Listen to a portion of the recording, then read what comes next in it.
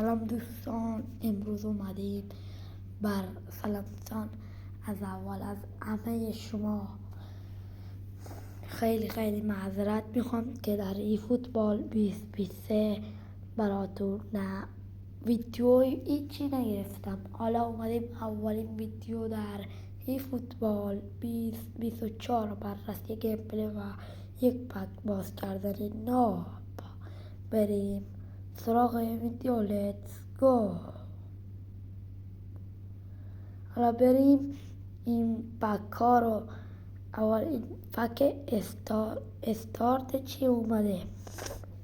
2 شانس رایگان بهمون میده و 150 نمیدونم چند تا جی پی هم بهمون میده. باید 650 تا جی پی بهمون میده و ترینیر هم. اینم ایونتی که اضافه شده برای یه شانس 60 جی پی و یه شانس رایگان بهمون میده و تمام فوتبال خیلی جذاب است. و اینجا که بهمون 50 تا جی پی میده، بازم 10 ترینیر 50 جی پی، 10 ترینیر 50 جی پی، 10 ترینیر 50 جی پی و تموم شدن. و اینجا بخش آیلانه که فصل قبل تو 2023 باید بازیکن‌های پرتغال. الان بریم بازیکن قرضی بهمون میدم. بریم تو. من تیم برزیل رو انتخاب کرده بودم، الانم میرم تو گیم پلنم میزنم ببینید بازیکن قرضی بهم داده. بازیکنان برزیلی کاملا قرضی بهمون داده.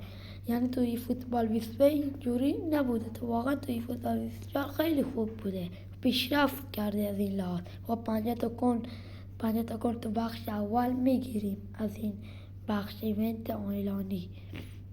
و بریم سراغ بقیه بخش ها و یه سر به فرند مود که اینجاش خیلی جذاب و تمش انیمیشنش زیبا شده، قبلا نه. و بریم سراغ این توی فوتبال 22 هم حضور داره. اونلان که خیلی هم همون تغییر نکرد. دیوژن همش همونه، فقط انیمیشناشون تغییر کرده. گیم پلنش هم یکم تغییر. تیم پلی استارش اصل شده، یعنی هماهنگی تیم. و بریم دیگه و بریم سراغ ماه تیم. اینم بازیکنان هم هستن. از 500 تا بازیکن یه بخش از بازی هست شد، همون بخشی که هماهنگی بازیکنان رو میبرد. و الان توی فوتبال 2024 فقط یه بخش هست. بخش ببینم اینم سرمربیام، اینم بازیکنام. الان میرم تو بخشی نمیدونم چی بود. حالا اینم پک پارانتر کلابز. حالا بریم پک رو باز کنیم. پک رو باز نمی کنیم، پک ها رو داریم بررسی میکنیم. این آمار موسیالا رو هم دیدیم. آمار موسیالای جوان. آمار لواندوفسکی، اینم میبینیش آمارشو. سبک بازیش هم گل پوکره و اینم دریبلینگ که نداره. گولرش هم یعنی همون شوت کات دارش کاملا پایینه. و بریم اسکیلاش هم ببینیم. اسکیلای زیادی رابرت لواندوفسکی داره. مهاجم مد نظرم هم یکی همینه، واقعا دوستم مهاجم خوبیه و مهاجم مد نظرم. این بخش این داریم کاسمیرو رو چک میکنیم. این هم اسکیلای کاسمیروست که بریم کامل تو باکس و ببینیم. بازیکنای خوب و چرت و پرتن خوب، مثل این بالدی که خیلی خوبه واقعا. من خودم نیاز به گرفتنشم دارم. سرعتش 88 هنوزم. سرعتش فعلا 88 هنوزم ارتقاش نداریم. ارتقاش ندادیم. سرعتش 88. رومئو، روبرتو، دیویس، آنتونی، بازیکن‌های زیادی تو این 15 بازیکن تو این پک هست. و بزنیم شانس اولو برای این پک ببینیم کی بهمون میده و بریم سراغ این ویدیو. بریم سراغ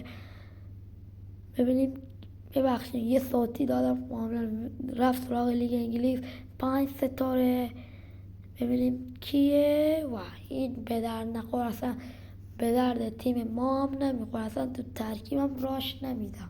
به خدا به چه درد تیممون میخوره و این به اسم خودش اسمش هم نمیدونم.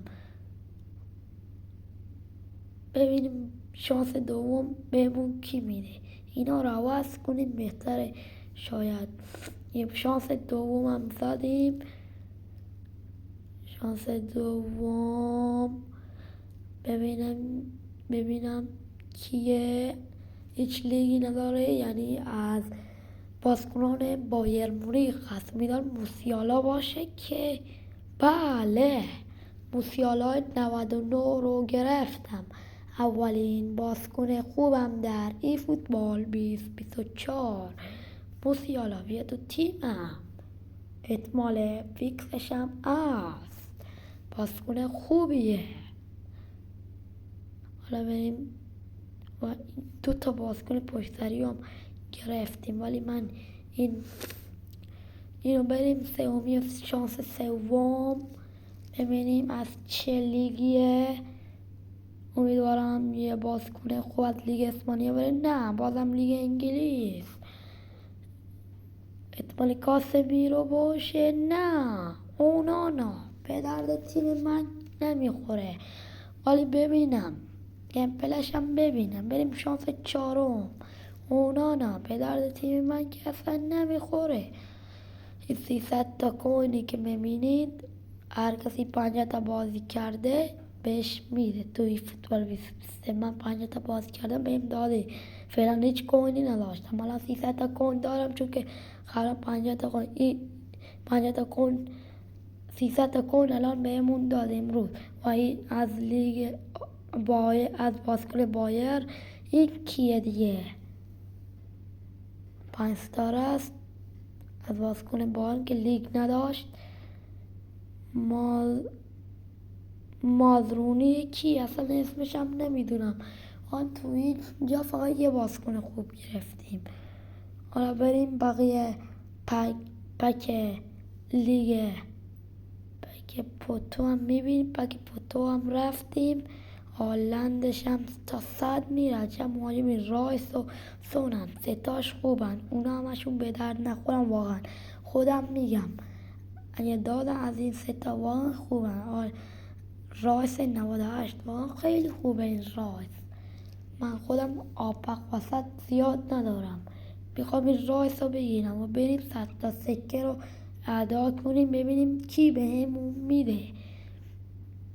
ببینیم از لیگ ایتالیا که چرته، حتی 5 ستاره هم باشه چرته. گفتم از یووه دنیلوه چرته. اصلا بازیشم نمیدم. به چه دردمون میخوره آقای کونامی؟ و دیگه 100 سکه مفت و به این دادیم به خداش. بریم بقیه و خداحافظ.